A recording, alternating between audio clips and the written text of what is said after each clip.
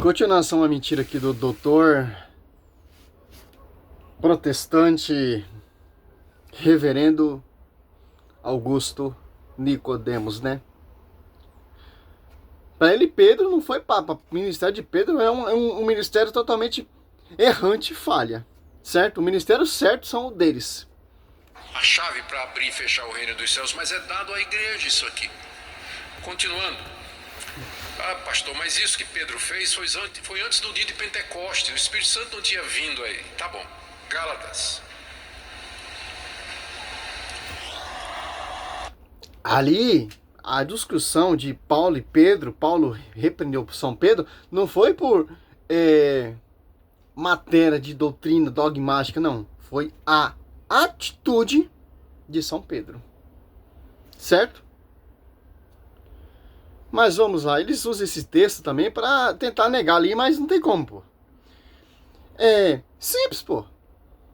Nós possamos repreender, ou, por exemplo, o Papa, se estiver caminhando errado, ou um padre, fora do dogma da doutrina que foi ensinada. Certo? O comportamento de certos padres, etc. Sim. E isso que São Paulo fez com São Pedro. Porque já tinha definido ali no Concílio de Jerusalém os recém-convertidos judeus. Mas eles estavam insistindo. Mas por isso que Pedro se distanciou, por causa dos falsos irmãos. Se você for prestar atenção, ó, por isso que Pedro se distanciou. Olha só que interessante. Vamos mostrar isso aqui na Bíblia daqui a pouco. O Espírito Santo já tinha chegado, o Evangelho já estava crescendo, a igreja de Jerusalém, liderada pelos apóstolos, estava firme.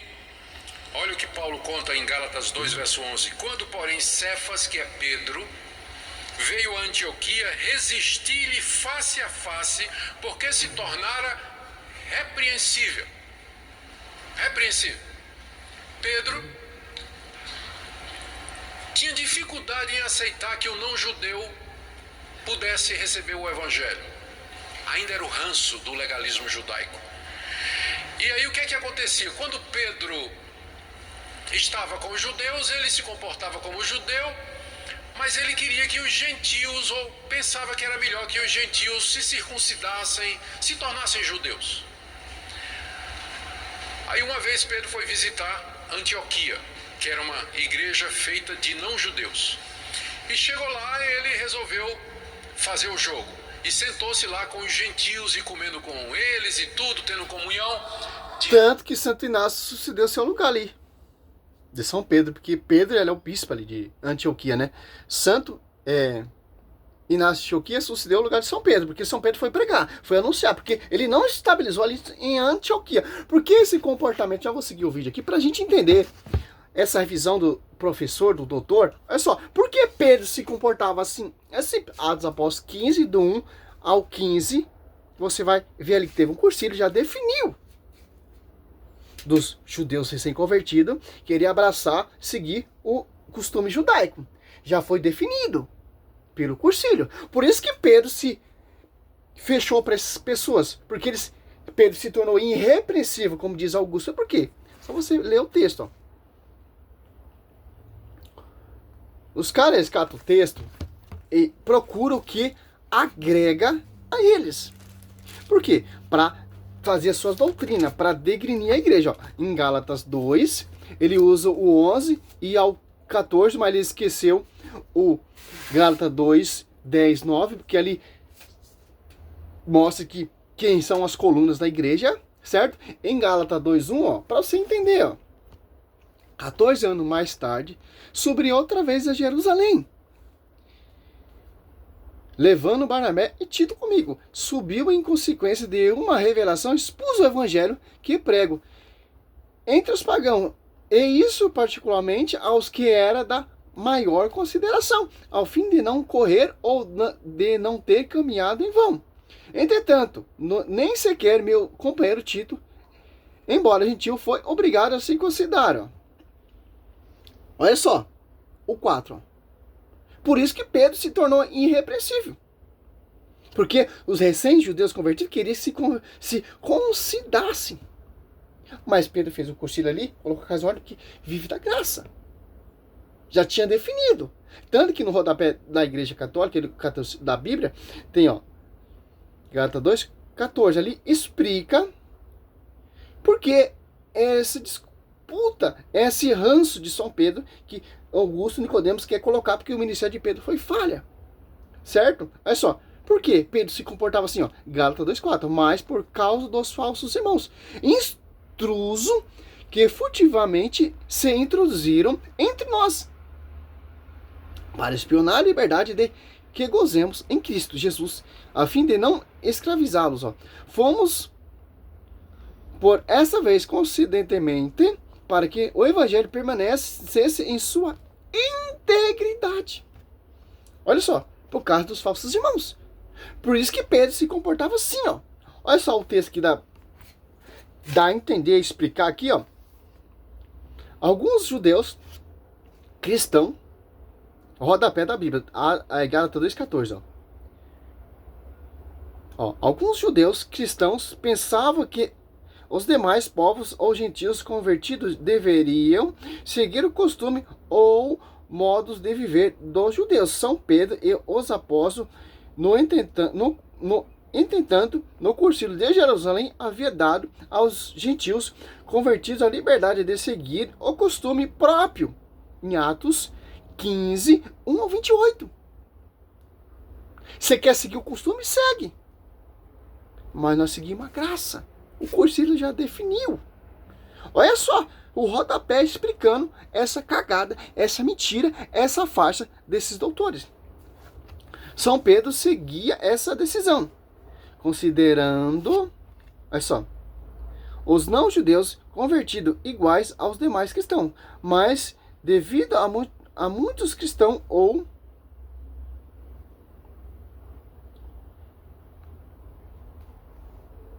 muitos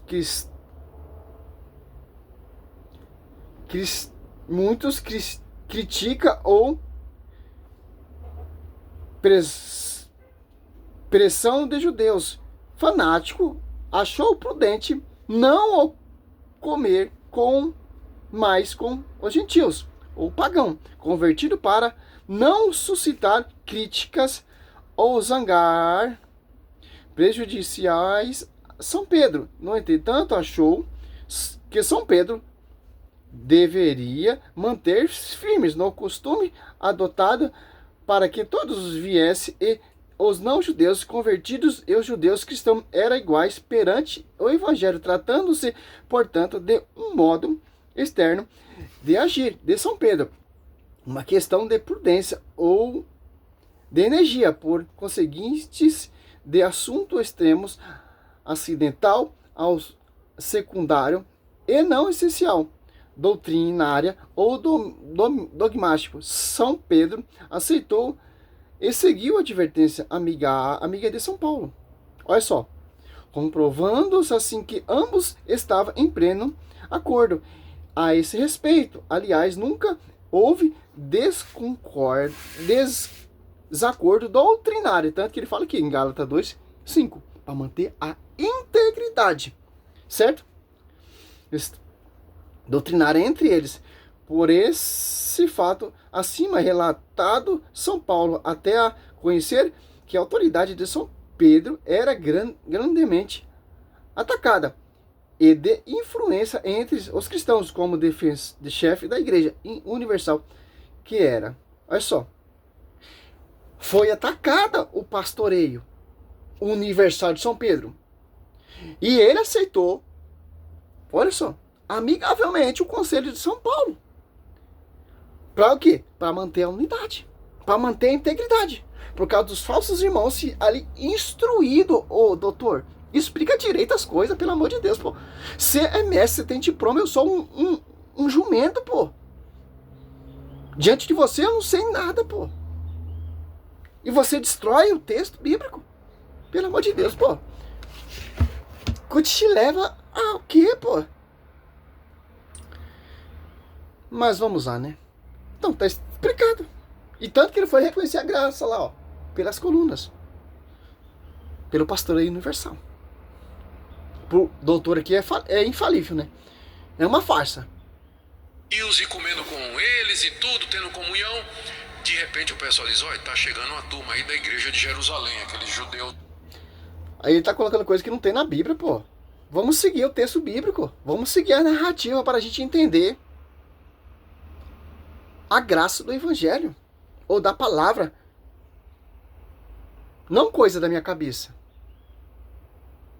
Vamos ver aqui. Ortodoxo e tudo mais. Aí Pedro já começou a disfarçar. Ele não queria ser visto comendo com gentios. Tirou o time de campo. Ficou meio assim de canto. Aí Paulo chegou. Aí quando Paulo viu, Paulo esqueceu que Pedro era o Papa, né?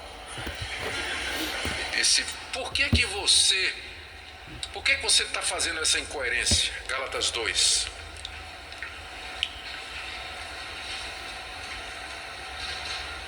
Verso 14. Quando vi que não procedia corretamente segundo a verdade do evangelho, eu disse a Cefas na presença de todos, se tu, sendo judeus, vive como gentio e não como judeu, por que obrigas os gentios a viverem como judeus? Ele expôs a incoerência de Pedro.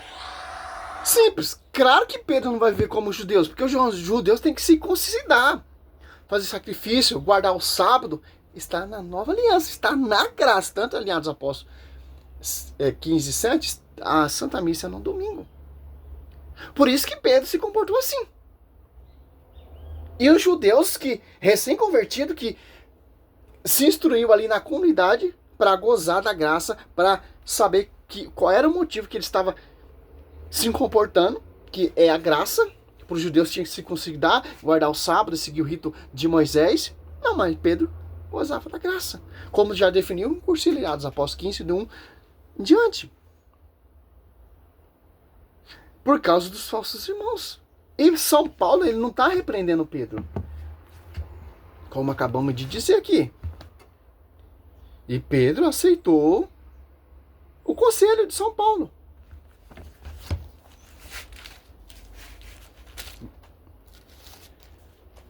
Olha só.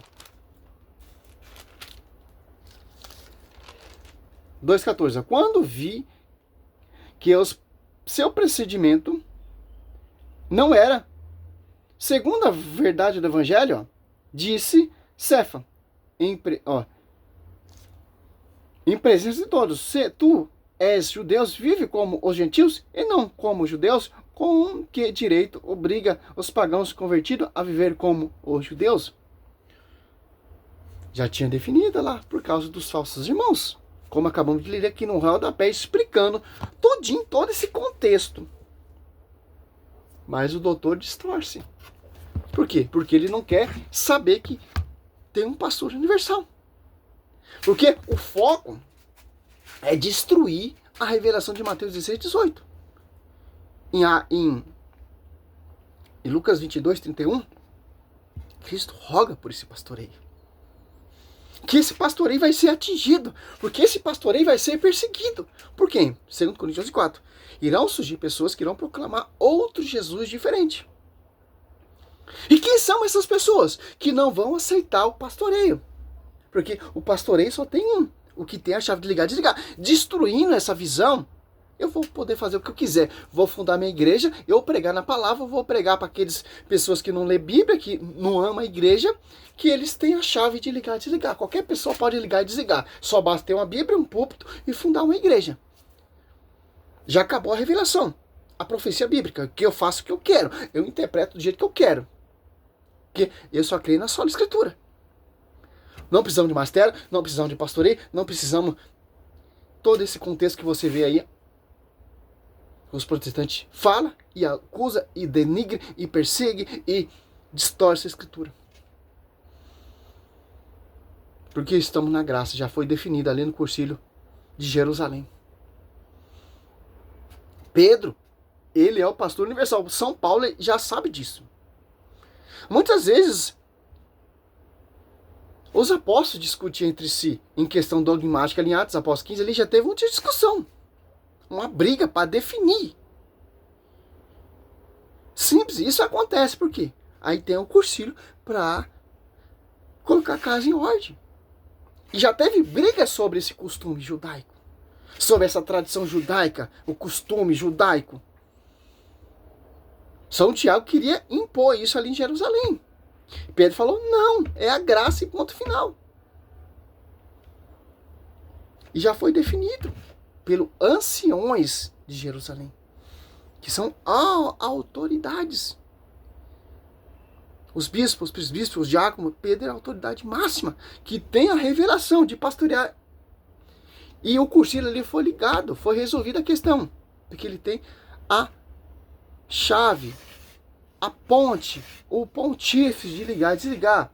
Em Isaías, para finalizar esse vídeo aqui, que é muita coisa, 22, deixa bem claro, Pedro, ele é um pai, que ele tem a chave, que ele tem o pastoreio. Isaías 22 deixa bem claro. 21, eu o revestirei com a túnica, ou cingirei com o teu cinto, e lhe transferirei os teus poderes. Ele será um pai para os habitantes de Jerusalém e para a casa de Judá. Porém sobre seus ombros a chave da casa de Davi. Se ele abrir, ninguém fecha. Se fechar, ninguém abrirá. Por isso que São Paulo foi lá reconhecer a graça. Porque Pedro, ele tem a chave. E Paulo repreendeu de forma amigavelmente São Pedro, porque é do seu comportamento. Porque Pedro estava se comportando daquele jeito por causa dos falsos irmãos, instruído, como Paulo diz ali em Gálatas do 2 em diante. Que estava questionando, como hoje a gente vemos aí, esses judeus, essas doutrinas judaicas, farisaicas, que questionam o pastor aí. Está de acordo ali em Gálatas, igualzinho que eles faziam lá, está fazendo agora. Questionando a autoridade de São Pedro. Simples. Olha como a profecia, a escritura, deixa bem claro. Salve Maria, esse é o segundo vídeo, resposta em defesa da fé católica. Salve Maria, sobre a sua vida toda pura.